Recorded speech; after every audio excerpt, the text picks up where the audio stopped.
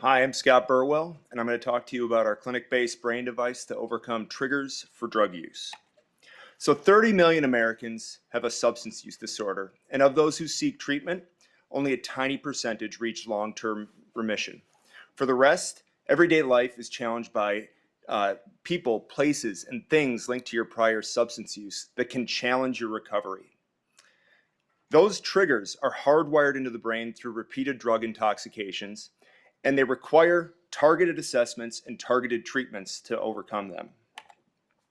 We're building Neuromarker, which is a brain sensor and software that identifies how your brain responds to triggers for substance use.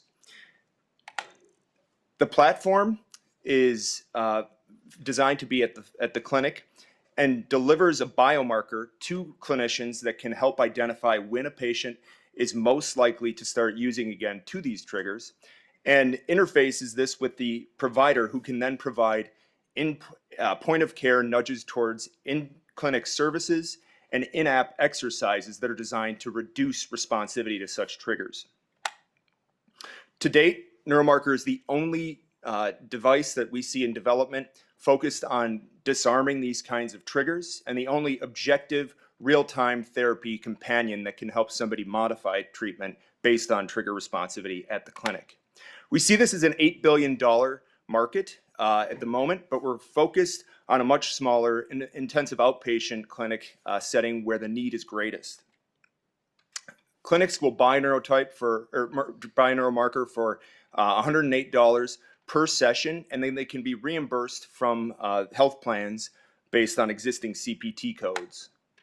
We're currently kicking off an SBIR fast track project to integrate the Neuromarker software and API with existing regulated EEG systems and test this in a clinical trial to better quantify the relationship to outcomes. We've had quite a bit of progress to date with over $1 million in non-dilutive funding raised. We've got a great team of clinicians, scientists, and other collaborators. But today what we're looking for is to build out our advisory board, build out our board of mentors, especially people in the medical device development space, and also clinical partners to help us alpha test the product. We're not raising just yet at this moment, but we will be in the next couple years, so please keep an eye on us. And at this point, I'd like to thank you and answer any questions that you might have.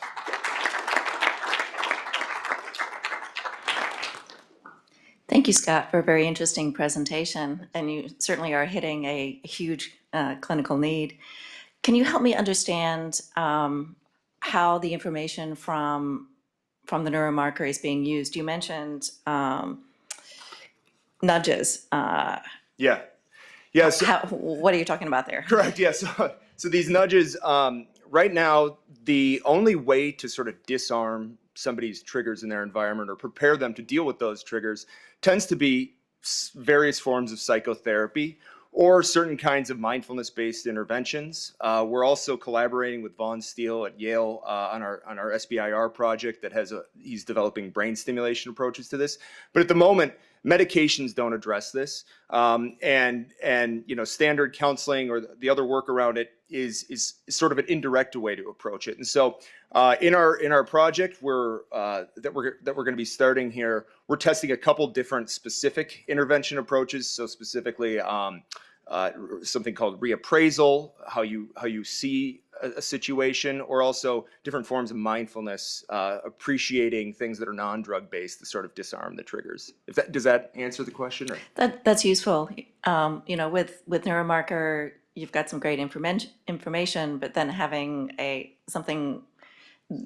treatment that could happen close to when the trigger happens, that would be the best outcome. Yeah, exactly. And that's the way we see it too, because at that point of care, when people are engaged with someone, because at that point of care, they don't really know what they're triggered to outside, whether it be an inpatient or an outpatient setting. You could feel just fine when you're reporting how you are to a clinician, but this simulates what it might be like in real world.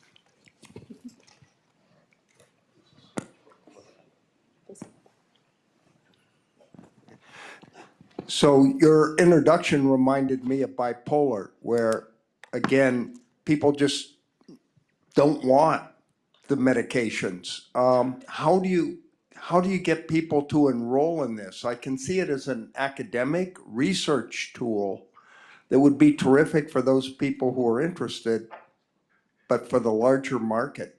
Yeah, you're kind of hitting the nail on the head here.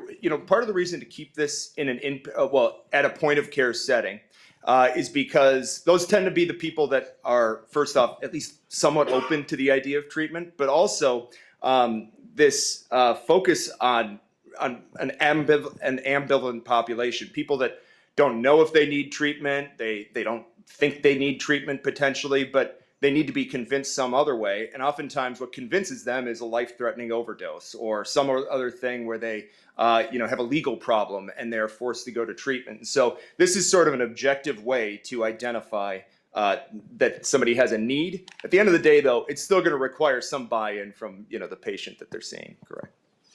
So Go ahead.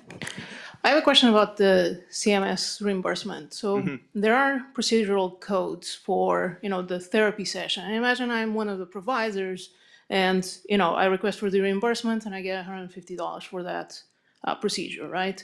You say that it's already covered, but that's not necessarily so, right? If I have to pay $100 for each session, then in reality, I only get $50 for that session. So you have to take that in consideration, not only as a procedural code, but as something else that you're going to have to bring in and also get a code for that probably. Yeah, so actually the procedural code, so we're focusing on MDs for the moment. And the procedural codes that we've listed up there are for the EEGs themselves, what they're not billing for at the moment. And so actually the clinic can bring in more revenue from running one of these EEGs and pay us essentially half that, so it's 192 what they would bill insurance. Got and it. Ours would be 108. Thank you. The first thing that I thought about when I looked at the information packet on this were the GLP drugs, the Mounjaros. So they are all about inhibiting all of these cravings and alcoholism and things like that on top of, your craving for your donut. Yeah. So I'm really curious about what your thoughts are on that class of drugs. And if you look at this as a potential kind of a monitor after an initial GLP treatment, how the two might work together.